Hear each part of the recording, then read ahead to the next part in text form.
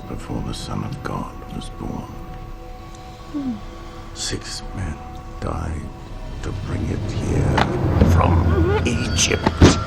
Welcome to WatchMojo UK, and today we're counting down our picks for the most sensationalised criminals in the history of Britain.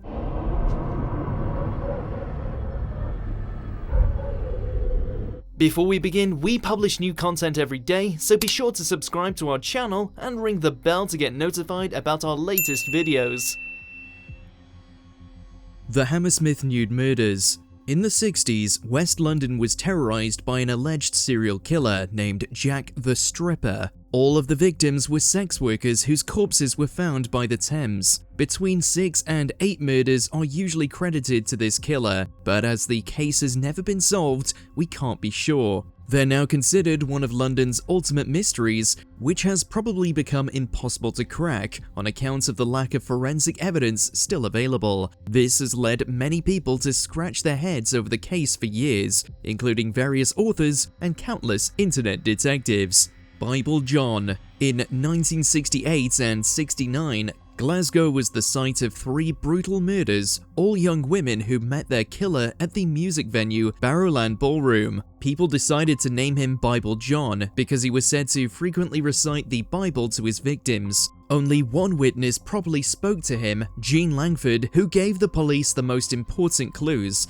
but it didn't lead to his arrest. It's not clear whether all 3 victims were killed by the same person, and there is way more than one potential suspect. This has led the case to be incredibly sensationalized, with tons of documentaries and movies aiming to finally solve it. Brides in the Bath Killer. George Joseph Smith was the real name of this early 20th century murderer. Smith claimed 3 lives in the 2 years preceding World War I, which became highly publicized. Not only was he the first killer convicted using forensic pathology, but he was also one of the earliest examples of the media becoming fixated on a murder and sensationalizing their misdeeds. He was a bigamist who entered 7 marriages between 1908 and 1914, and 3 of these women didn't survive the marriages. Smith then became the archetype of a cold, calculating, and sophisticated killer. The Yorkshire Ripper. Peter Sutcliffe is potentially Yorkshire's most infamous killer. Before being captured for having fake plates, the media presented him almost like a phantom. The press sensationalized him to an absurd degree, branding him a Ripper to draw parallels to Jack the Ripper. That converted him from being just another criminal preying on the vulnerable into an infamous, historically significant figure. It even resulted in one individual, Wareside Jack, creating hoax tapes and letters pretending to be the Ripper.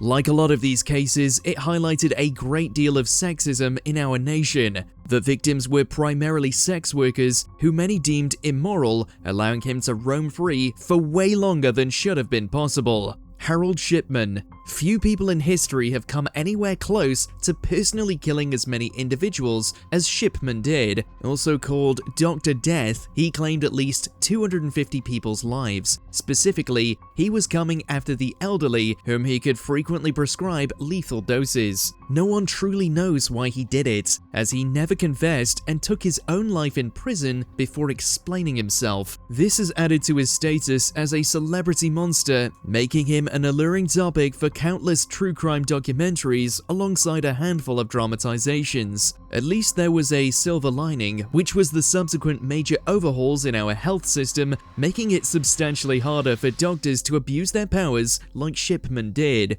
The Moors Murders. 2 of the most recognizable criminals in UK history are Ian Brady and Myra Hindley. In the mid-1960s, the pair murdered 5 teenagers and dumped their bodies in Saddleworth Moor, Greater Manchester. One reason they became so infamous is that Hindley was a woman, and female serial killers are far rarer than male ones.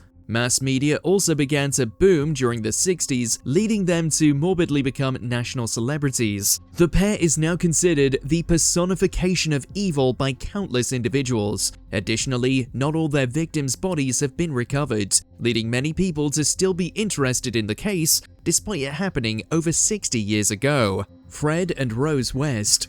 For over 20 years, this sadistic couple claimed at least a dozen lives in Gloucestershire. Eventually, the pair were captured in 1994, and the judges would have given them both harsh sentences if Fred hadn't taken his life in prison first. Their names are now synonymous with evil and have been heavily mythologized due to tabloid sensationalism. The home they lived in was nicknamed the House of Horrors, prompting the council to demolish it in 1996 to prevent it from becoming a morbid tourist attraction. Now, they're one of the most infamous serial killer couples in history, leading to a deluge of documentaries and dramatizations seeking to monetize their blood-curdling tale. The Manchester Pusher. Our next criminal might not even exist. They're so elusive, they might be nothing but an urban legend.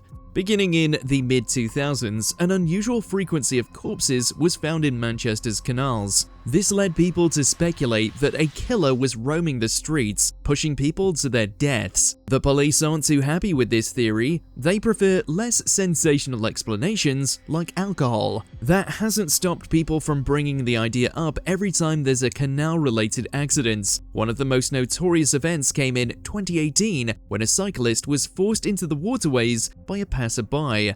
After trying to climb out, he pushed him straight back in, but ran away before finishing the job. The Thames Torso Murders. In the late 1880s, the dismembered remains of 4 women were discovered in the Thames. They were so despicably disfigured that only one was successfully identified. The 4 primary victims were discovered between 1887 and 89, but other heinous murders have been linked to this killer, covering a roughly 30-year window. The killer was never found, leading to over a century of speculation over who did it. The press at the time seriously sensationalized the crimes, leading papers to claim a medical student or professional was responsible. Over a century later, people are still producing documentaries and books claiming they've finally cracked the case.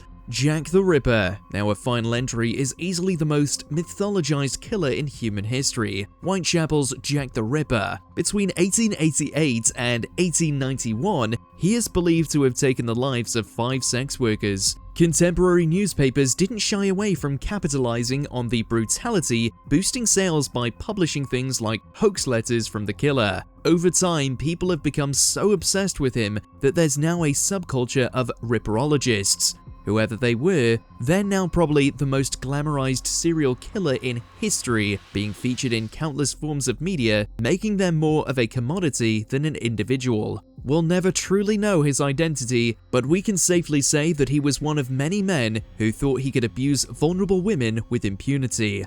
Are there any other crimes you think have been sensationalized way too much, but we didn't mention today? Let us know in those comments below.